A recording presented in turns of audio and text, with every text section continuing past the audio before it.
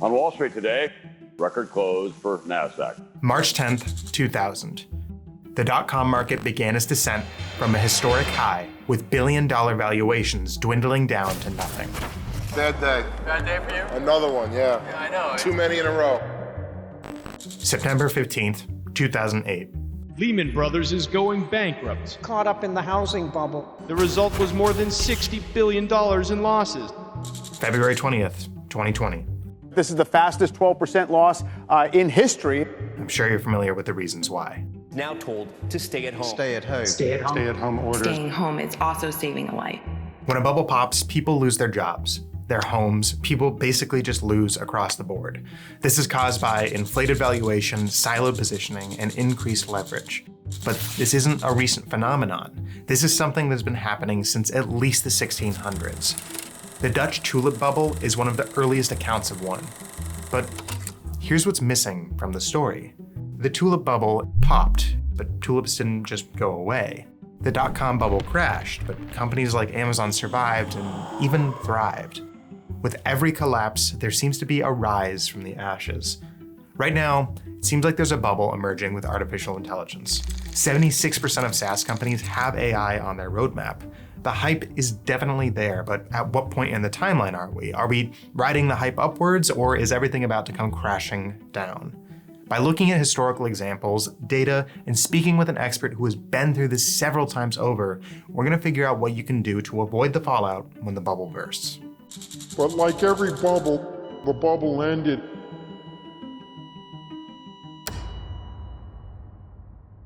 So there's a framework that we can look at that helps contextualize technology that often lies beneath these bubbles. The Gartner Hype Cycle.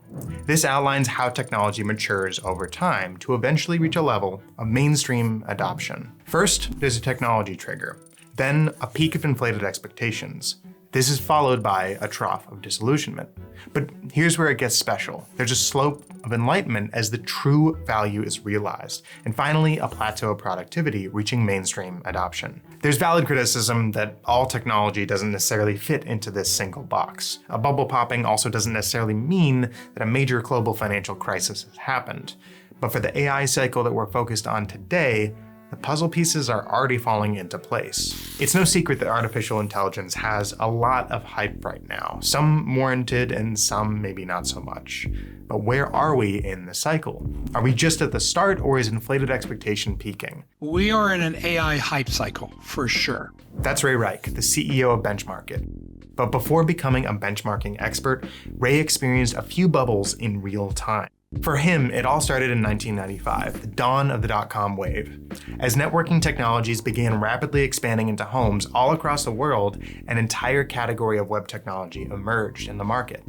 Ray's position at GE put him on the forefront of internet technology. GE, which we were the world's largest provider of time sharing, and our customers paid for it on a subscription plus usage basis. Sound familiar?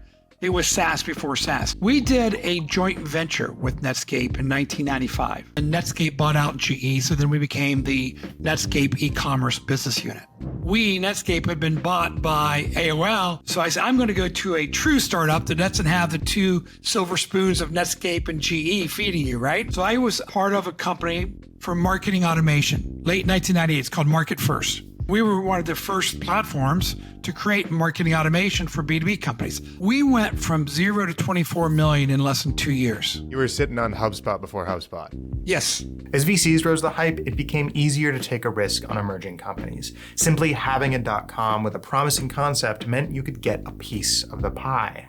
However, what happened after that fateful day in March of 2000 was that those companies that could not deliver on that promise collapsed like a house of cards. Companies like Pets.com pledged an ease in purchasing pet supplies, yet failed to secure funding, which led to a 9-figure collapse. Webvan, a grocery delivery service ahead of its time, valued at $1.2 billion in November of 1999, lacked a large enough customer base to justify expansion. In the next 2 years, that valuation evaporated. When the market became oversaturated and the hype died down, the money valve was shut off. $5 trillion were lost in funding. Today, there's a bit of parallel hype with AI. Character AI raised $150 million with zero revenue. Humane Inc. even raised $230 million without a product. It isn't a given that they will go the way of Pets.com or Webvan, but examples like this echo Ray's .com experience. We would be worth $1 billion within 30 days after going public. We filed our S1 the exact same day that the NASDAQ had its first 10% negative correction. We turned down a $45 million offer, but we sold it for $1 million. That experience kind of taught me be very careful of bubbles, and burning a hand is worth two in a bush. Soon thereafter, Ray would be tested again as he found himself on the crest of another crisis. In the 2000s, you could be practically broke and still find a provider to lend you money to purchase a home, especially with the rise of ninja loans. No income, no job, no assets. Like the dot-com bubble before, banks saw the speculation on hype as an opportunity to profit. This proved to be a situation ripe for disaster. And once reality set in and people couldn't afford their mortgages, the bubble burst and the housing market completely collapsed. Housing goes through a series of expansions and contractions over time, typically localized to certain regions. But this time the effect was felt globally, with institutions like Lehman Brothers disappearing overnight. Fortunately for Ray, he had a bit of foresight to persevere through the turmoil. 2005 went to Accruent. Right? Real estate performance management software. We had 2 years of unprecedented growth. These large multi-location retailers like Home Depot, Starbucks, CVS, they wanted to manage their store life cycle from where do I build a store to building it out quickly to preventative maintenance, reactive maintenance, and then lease payments. Because a lot of times they leased the property, they didn't own it. The hype was all about retailers were adding stores. The economy was roaring back, right? Remember, I started to see retailers pulling back on their expansion. So we made a strategic decision to try to be acquired by a private equity firm. So how does this all relate to AI? Well, the AI market is projected to grow over $1.75 trillion in market share over the next 7 years. With this unprecedented rise, 35% of software companies are now incorporating AI into their businesses. Artificial intelligence has been discussed on 38% of S&P 500 quarterly conference calls. But it's not just talk. We found that 97% of native AI companies are growing at the same rate or faster than other companies. We're certainly past the early stages of the Gartner hype cycle, but are we at the point of panic where you should consider changing your strategy to prepare for a crash?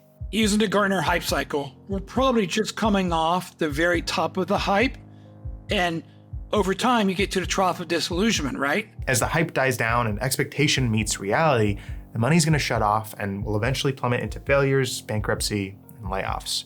However, it's not a permanent failure. Out of the ashes lies a period of steady growth, where the best of the best remain in the playing field, a plateau of productivity. If you're a company with strong differentiation and have the retention numbers to last, you could end up becoming a big winner. Biggest companies in the world were created during crashes. Google basically came out of the late 99, 2001, right? Airbnb, Twilio came out of the 08, 09 economic recession. So you're going to see the same thing right now, and you're going to see the rewards 4, 5, 8 years later. But it's a bit early to suggest that a burst is imminent. First of all, there's a conflation that happens. Generative AI and AI as a category. Generative AI like ChatGPT and DALL-E is a subcategory of artificial intelligence. Generative AI is driving the surge in the interest of AI as a whole category. And when we look at the broader economics of it all, generative AI has yet to reach bubble territory. Let's look back at the causes of a bubble: valuation, positioning, and leverage. Today, there's definitely companies that are garnering interest by simply being advertised as AI. But we have yet to see a blitz of profitless generative AI companies going public like we did with the dot-coms of the late 90s. The closest thing we have to monitor the health of AI valuation right now is the growth of companies like chip providers. These chip providers like NVIDIA are not overinflated when we look at their price to earnings ratio, as well as their revenue growth. A far cry from companies like Cisco were during the dot-com bubble, when those numbers were a bit far apart in realism. As far as positioning goes, it hasn't reached to a point where capital is centrally focused in one specific region. There's high growth in the sector, but the impact on GDP is relatively modest compared to the hype. When it comes to investor leverage, we're not at a breaking point by any means. According to the Federal Reserve, leverage at broker-dealers stayed near historically low levels in the past year. With the threat of a recession that has been looming in the States, preparations have been made to stave off that possibility. Which begs the question, What's next? I believe that AI will have the biggest impact on technology and the economy as a whole in the world. The question is, what's the time frame? Around 2032, you're going to see the real benefits starting to accrue to the masses. Minimum basic income could have to become a reality because you're going to have to take a lot of people making $80,000 to $120,000 a year, and you're going to have to repurpose them. So what do you need to do to reap the benefits and survive a pop? There has to be a path out of the trough and onto the plateau of productivity. In a time when durability is key, no metric highlights your lasting power quite like net dollar retention. It's going to vary by cohort, but keep that number north of 100%. To do so, have an aligned understanding of what is most valuable to your customers. This makes it possible to keep customers around for the long haul. Focus on term optimization and improving support to start. But when a customer no longer realizes value, provide enough friction to learn from their cancellation without making it impossible to voluntarily churn.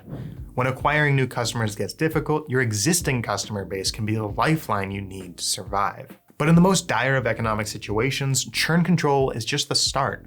While a bubble like the 2008 housing crisis can have broad implications, remember that these can be regional in effect. Let's say a pop happens localized to the US market. If that's where all of your customers are, then there's only so much you can do to address retention. This is where the diversification of your customer base comes into play with a sound internationalization strategy. Customers in different regions are many times willing to pay you more for the exact same product. Even something as tangible as diversifying your payment methods can help build a bridge towards a global customer base. With countries from all over the world preferring different methods of payment, it's shocking to find out that only 13% of companies offer PayPal and 9% offer Apple Pay, when various regions use them as their preferred payment. But don't stop at internationalization. Ensure operational efficiency is up to snuff. The alignment of your product, sales, and marketing teams is key, without which retention and acquisition will be for naught. With a product-led strategy, many companies, not just AI, see fruitful gains. I mean, think about how much more likely you are to purchase a product if you can actually experience the product beforehand. I don't know when the AI bubble is going to pop, but I think that we've seen with these examples that the things that stand the test of time are the innovations and products that provide long-term value. Hopefully what I've told you isn't a concern at all, and you already have a differentiable product that feeds the needs of a growing user base. Thanks so much for watching. Check out more from Ray on the screen if you want to dive deeper, and subscribe to Paddle Studios if you want to build better SaaS.